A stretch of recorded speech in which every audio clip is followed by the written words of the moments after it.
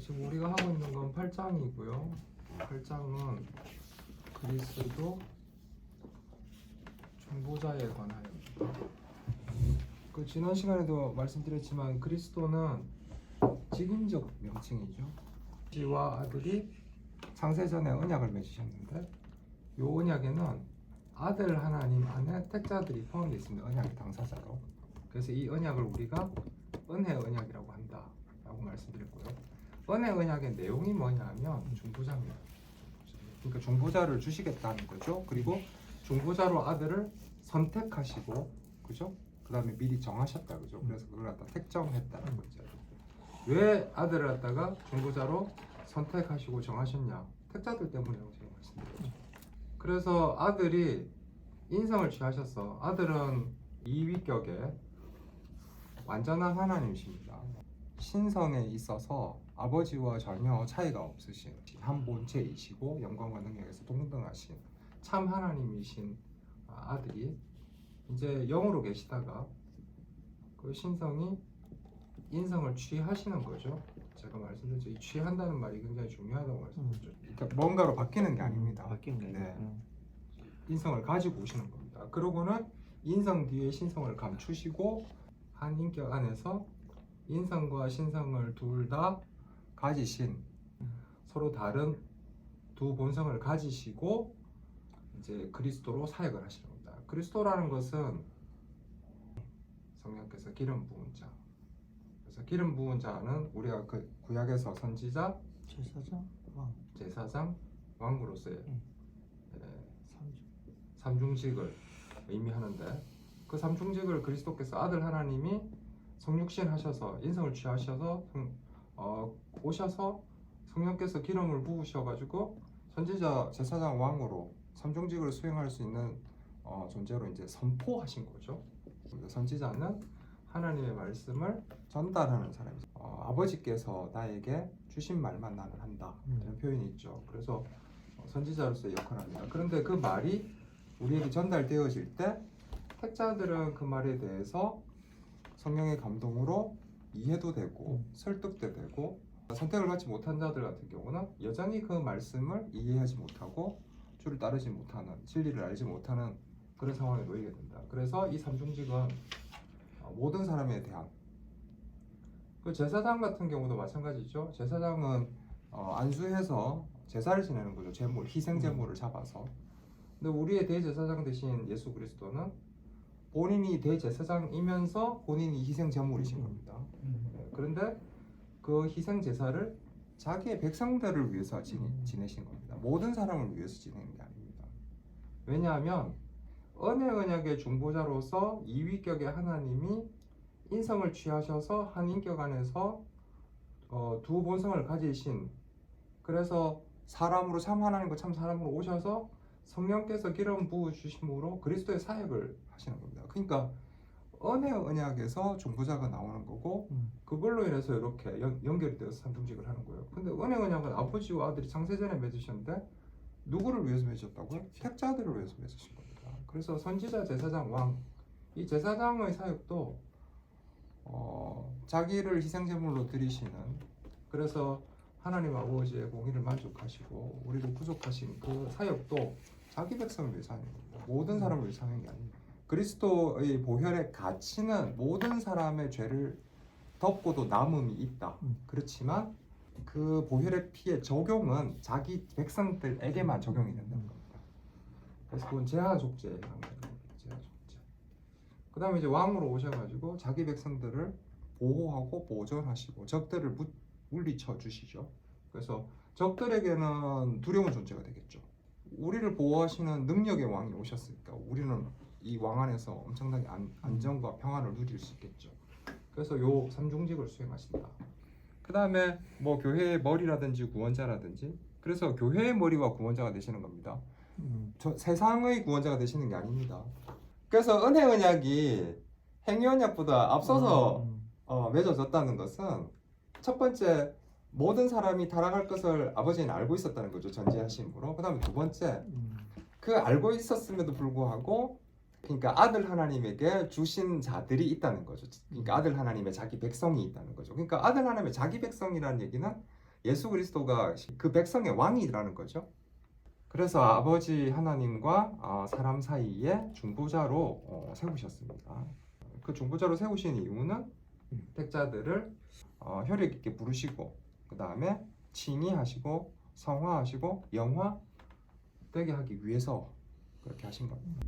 그래서 이번 2항은 뭐냐 하면 그런 창세전에 아버지께서 사람과 화해하기 위해서 화해를 위해서 중보사로 세우신, 그래서 여기서 택하고 정하신 그 아들 하나님은 그러면 택하고 정함을 받았기 때문에 뭔가 좀 아버지보다 좀 이렇게 못 미치는 뭔가 존재냐? 그 이왕 그게 아니라고 이제 설명을 하는 거죠. 이거 이제 삼위일체 할 때 배웠다 그죠? 우리가 신앙고백 2장에서 하나님 삼위일체에 관하여 했잖아요, 그죠? 그래서 삼위 하나님은 한 본체예요. 그리고 삼위격으로 존재하시는 거예요, 삼위격.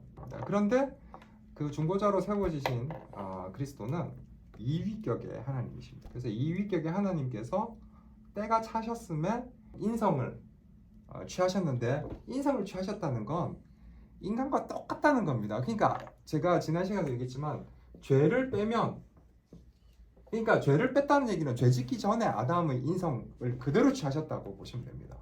그러니까 예수님은 철저하게 자기의 인성으로 그 죄를 이겨내신 겁니다. 참 사람으로 당하셔야 되는 사망을 예수님 십자가에서 참 사람으로 당하신 겁니다. 신성을 가지고 계셨기 때문에 예수님의 고통이 십자가에서 조금 덜하지 않았을까? 그렇지 않습니다. 왜냐하면 십자가 고통은 사람으로서 당하신 겁니다. 중보자를 그리스도로 완벽하게 내세울 수 있는 건 우리와 똑같은 인성을 가지고 우리가 경험할 수 있는 모든 것을 똑같이 경험하신 분이시고, 그 모든 것 속에서 하나님의 율법을 다 지키시고 우리의 죄값을 십자가에서 처리하셨기 때문입니다.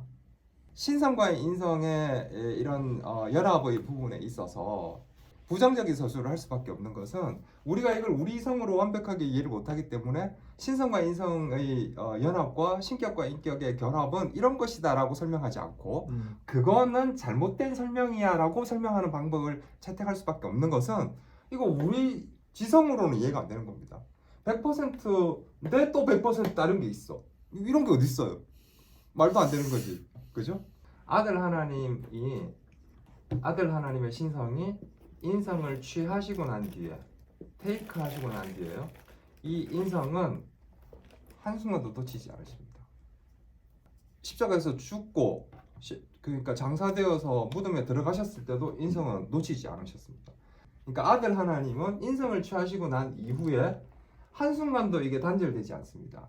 그리고 이 상태는 영원히 지속됩니다. 왜 영원히 지속되냐? 그래야 우리 중보자 역할을 할 수 있습니까? 이게 분리가 되면 중보자 역할을 못 하는 거예요. 사도행전에 보면 천사들이 예수님 성천하시는 모습을 본 제자들에게 왜 너희들이 이러고 있냐? 너희들이 본 그대로 예수님은 다시 오실 것이다. 본 그대로 다시 오실 것이라는 말은 무슨 말이냐면 이 인성을 고스란히 가지고 다시 오실 거라는 겁니다. 인성을 가지고 올라간 모습 그대로 인성을 가지고 내려오실 거야, 그 말이에요. 완벽히 참 사람이시고 완벽히 참 하나님으로 존재하십니다. 신격이 인격과 이 표현은 요 신앙 고백에 나오는 표현이니까 그냥 기억해 두세요. 외워 두세요. 신격은 인격과 결합됩니다. 신성과 인성은 연합됩니다. 신성이 좀 연합이요? 네, 왜 이 표현이 중요하냐면 신격과 인격이 결합되어서 한 인격이 되는 겁니다. 두 인격으로 존재하는 게 아닙니다. 한 인격 안에서 신성과 인성은 전환, 혼합, 혼동 구분 없이 신성과 인성은 연합이 됩니다. 구별을 할 수 있지만 분리는 되지 않는. 근데 신격과 인격은 결합되어서 한 인격이 되는 겁니다. 이게 왜 중요하냐면 신성과 인성도 그럼 이렇게 혼합되어 가지고 한 본성이 됩니까? 그렇게 안 된다고 말씀드렸죠. 신성과 인성이 섞여 가지고 뭐 제3의 어떤 본성이 나왔다라고 주장해 가지고 유티케스라는 신학자가 그래서 이게 이단으로 정제됐다고 제가 말씀드렸죠. 그래서 요 표현이 들어갔다고 말씀드린 거예요. 여기서 혼합이나 혼동 없이, 혼합이나 혼동이 없이 연합이 된 겁니다. 한 인격 안에서 신성과 인성이 100% 사람이고 100% 하나님인 겁니다. 탐항은 뭐라고 설명하고 있냐면 이 중보자 사역은 아버지께서 아들에게 주신 책무다 이 얘기입니다. 그러니까 아들이 스스로 취하신 게 아니고 아버지께서 아들에게 주신 책무다. 이 말은 무슨 말이냐면 아버지와 아들 사이의 언약적 관계에서 나왔다는 뜻입니다. 그러니까 이게 은혜 언약을 바탕으로 해서 나온 사역이라는 얘기입니다. 맡긴 거다. 네네, 맡긴 거다 이렇게 보시면 됩니다. 신성과 연합된 인성을 취하신 주 예수는 성령으로 성화되고 한량없이 기름 부음을 받으셨다. 기름 부음을 받은 이유는 선지자, 제사장, 왕 삼중직을 수행하시기 위해서입니다. 그리고 모든 지혜와 지식의 보화들을 가지십니다.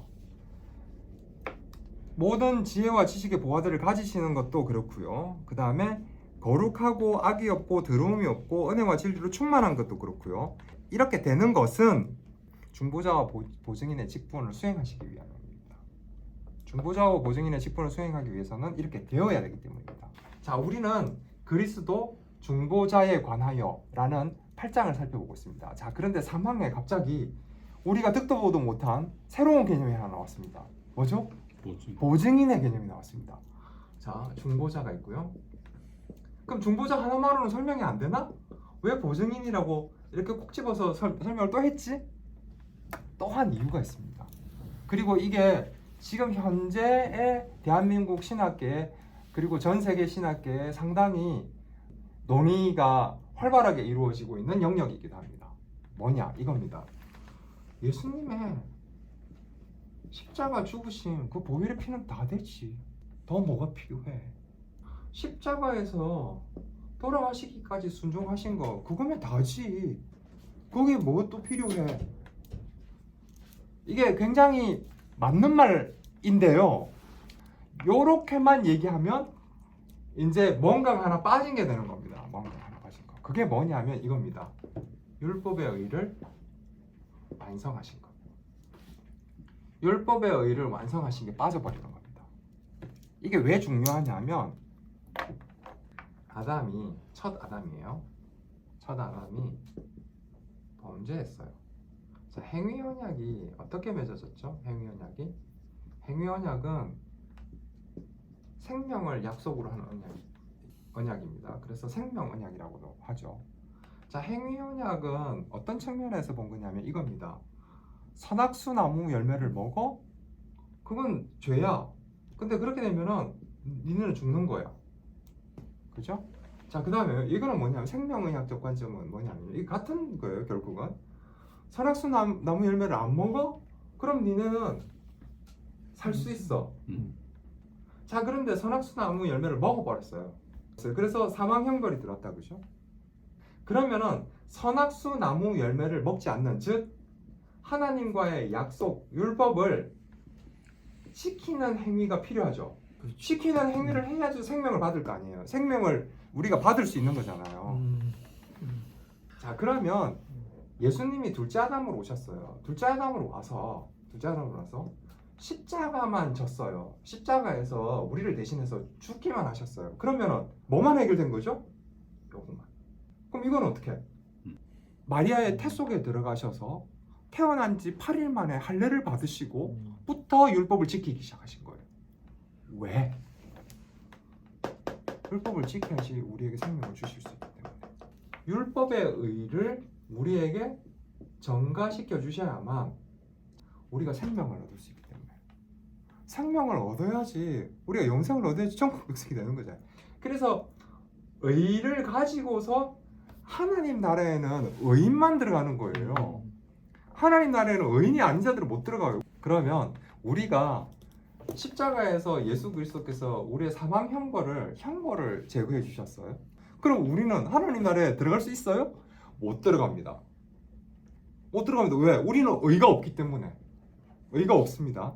물론 예수님께서 공생의 사역을 하심과 십자가에서 죽고 부활하심은 사실 연속성이 있는 거죠. 태어나서 죽으실 때까지 쭉 그냥 삶이기 때문에 어떤 것을 이렇게 두 자리에서 다 끊을 수는 없어요. 그런데 이거를 구분할 수는 있어요. 분리할 수는 없지만 있어요. 왜냐하면 예수님께서 삶을 통해서 이렇게 다 연속선상에서 다 하신 거기 때문에 똑같이 오셔서 율법을 다 지키셨어요. 다 지키시고 하나님 앞에 의를 취득하신 거예요. 그래, 계속 말씀드리지만 예수님은 거룩하고 의로우신 분이에요. 근데 왜 의를 취득하셨죠? 왜 율법을 지키셨을까요? 율법을 만드신 분인데 이분은 이위격의 하나님이시잖아요. 하나님이 율법을 사람들에게 만들어서 주셨잖아요. 그러니까 율법의 제정자인데 왜 율법을 지키셨죠? 우리에게 그 의를 주시기 위해서. 그 의를 받아야만 우리는 하나님 앞에 의인으로 서는 거예요. 그러니까 하늘나라에 들어가게 하기 위해서 아들 하나님은 그리스도로 우리와 똑같이 오셔서 요걸 하셨어야 된다는 겁니다. 그래서 여기 보증인과 중보자를 나누어서 이제 얘기한 겁니다. 보증인은 빚에 대한 보증이죠. 빚.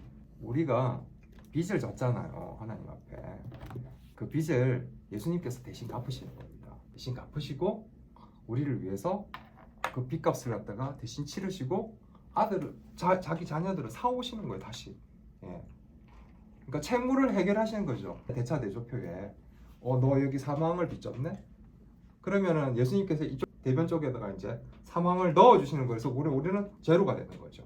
네, 그게 요 문제를 해결하는 거예요. 그럼 제로가 되었지 의는 없잖아. 의를 예수님께서 다 이제 성취하셔가지고 우리에게 전가시켜 주시는 거죠. 그래서 중보자와 보증인을 이렇게 구분해서 직분으로 이렇게 설명을 하고 있는 겁니다. 요게 이제 왜 현대 신학에서 논쟁이 되고 있냐면 십자가에서 돌아가셨다. 죽음의 순간에는 십자가에 못 박히시고 옆구리에 창 찔리셔서 돌아가신 거잖아요. 그래서 이거를 뭐라고 얘기하냐면 수동적 순종이라 그래요. 순종을 하셨는데 수동적으로 하셨다. 이거를 뭐라 그러냐면 하나님께서 사람에게 주신 율법을 예수님께서 적극적으로 율법의 의를 성취하신 것, 이게 이제 뭐냐면 능동적 순종이에요. 능동적으로 하셨다는 거죠. 그래서 이걸 active obedience, 이거를 passive obedience 이렇게 구분합니다. 신학에서. 그런데 지금 신학에서 논쟁이 되고 있는 건 뭐냐면요, 능동적 순종이라는 건 없다. 모든 것은 십자가에서 해결 다 되었다. 그래서 이걸 이제 구별하지 않고 십자가의 순종으로만 설명하는 거예요. 이렇게 되면은 이제 어떤 문제가 남냐 하면 이제 우리에게 율법 지킴의 어떤 행위적인 것들이 요구되는 문제가 남습니다. 이것만 강조되거나 또는 이것만 부각되면, 왜냐하면 우리는 의를 성취해야 되기 때문에. 하나님은 행위를 요구하시는데 그 행위는 우리의 행위가 아니에요. 그리스도의 행위예요. 그 행위가 뭐냐면 요 행위를 얘기하는 거예요. 요 행위. 요 행위로 우리가 구원을 받는 거예요. 그래서 우리가 죄가 없는 상태의 어떤 존재가 됐잖아요. 그러면 우리가 도덕적으로 중립 상태가 되었다고 얘기해요. 신학자들은. 그러니까 첫 아담이 가졌던 그 상태가 죄 짓기 이전의, 그러니까 사망 형벌이 들어오기 이전의 상태. 그러면 결국 아담은 행위로서 생명을 얻기 위해서 하나님의 율법을 지켜야 되는 과정이 남지 않았냐라는 거죠. 상황에 보시면 분명히 위에는 중보자와 보증인의 직분이라고 있잖아요. 근데 상황에 보면은 이 직분이라고 단수를 썼습니다. 어쨌든 예수 그리스도의 이 중보자와 보증인의 이 직분은 분리할 수 없다. 두 개는 아니라는 겁니다. 그런데 구분은 할 수 있다는 거예요. 구별은 할 수 있다는 거예요. 한 묶음으로 이해는 하시되 그 안에 있어서의 중보자의 사역과 보증인의 사역은 아까처럼 구분해서 설명하실 수는 있어야 될 것 같다. 이렇게 생각이 들고요. 상황에서 중요한 게 뭐냐면 이겁니다. 그러면은 중보자로서의 사역은 어떻게 감당하셨냐는 거죠. 어떻게 감당하셨냐? 두 가지 방면에서 감당하셨습니다. 낮아지심의 상태에서 감당하셨고요. 높아지심의 상태에서 감당하셨습니다. 중보자로서 그리스도가 중보자의 사역을 어떻게 감당하시느냐 하면 낮아지심의 상태에서 높아지심의 상태에서 감당하시는 겁니다. 자, 계속 말씀드리지만 이 상태라는 표현은 엄청 중요합니다. 상태는 뭔가 바뀐 게 아닙니다. 중보자이신 아들 하나님이 인성을 취하셔서 사람이 되셨습니다. 그러면 사람이 되셨다는 것, 즉 성육신 한 거를 자꾸 낮아지심으로 이해를 하는데 성육신은 해야 되는 거예요. 왜? 중보자가 되려면 성육신 안 하고 중보자가 될 수 있습니까? 인성을 안 취하고? 그러니까 성육신은 해야 되는 거예요. 그러니까 성육신 하신 것에 낮아지심이 있는 것이 아니고 성육신이 어떻게 되었느냐에 낮아지심이 있는 겁니다. 어떻게 되셨냐? 첫 번째, 비천한 상태에서 나셨습니다.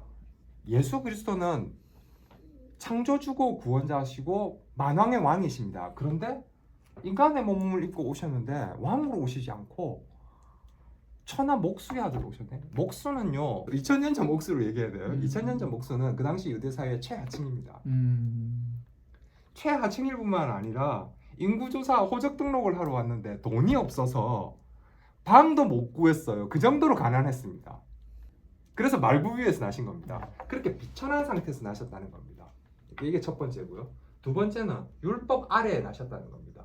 율법 아래에 나셨다는 말은 무슨 말이냐면 율법을 지켜야 되는 인성을 가지고 율법 아래, 율법을 지키는 상태로 오셨다는 겁니다. 그 다음에 세 번째가 뭐냐면요. 세 번째가 고난 당하셨다는 겁니다.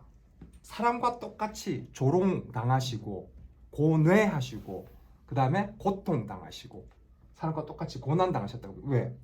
육체를 입으셨기 때문에 인성을 가지고 계십니다. 이 고난이 신성이 도와줘가지고 우리가 실제로 십자가 못 박힐 때보다 우리가 느끼는 고통보다 조금 덜할 거야. 아닙니다. 완벽히 100% 사람으로 고난을 당하신 겁니다. 그 다음 네 번째가 뭐냐면 죽으셨다는 겁니다. 죽고 그 다음에 장사되었다는 겁니다. 무덤에 실제로 묻히셨습니다. 요 네 가지의 낮아지심의 상태가 있습니다. 낮아지심의 상태에서 우리의 중보자 역할을 요 네 가지 상태에서 하신 겁니다. 그래서 요 네 가지 상태로 오셔서 네 가지 상태에서 중보자의 역할을 하신 겁니다.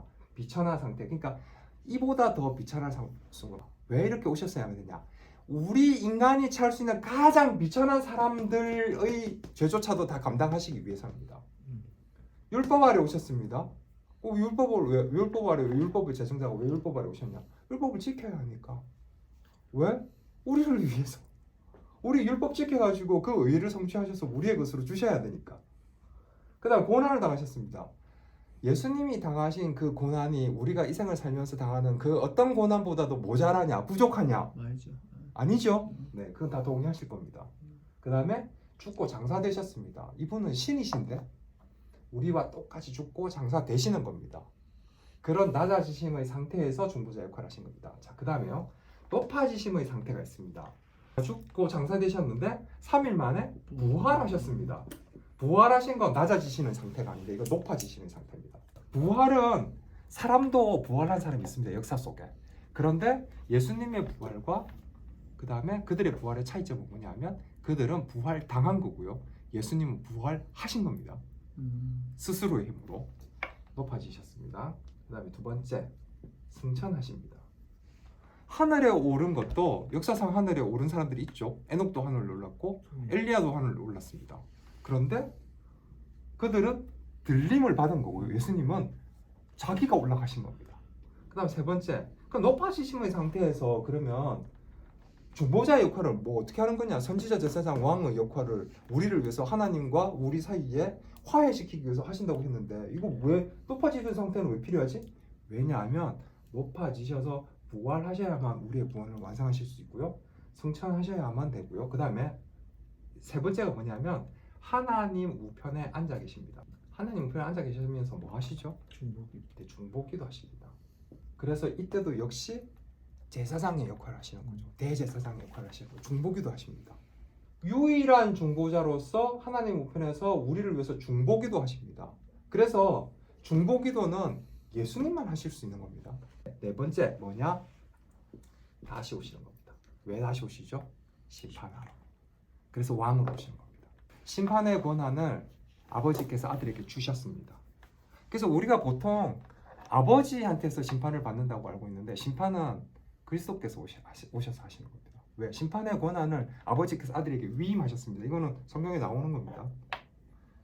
그래서 사항은 뭘 얘기하냐면 중보자의 역할을 예수 그리스도는 어떤 상태에서 하셨나요? 그게 이제 낮아지심의 상태, 높아지심의 상태. 그래서 네 가지 낮아지신 상태, 네 가지 높아지심의 상태에서 하셨다. 중보자로서의 아들 하나님이 성육신 하셔서 중보자로서 어떤 상태에서 중보자의 역할을 하셨는가 하는 거에 대한 설명입니다. 그게 네 번째 사함에 대한 겁니다.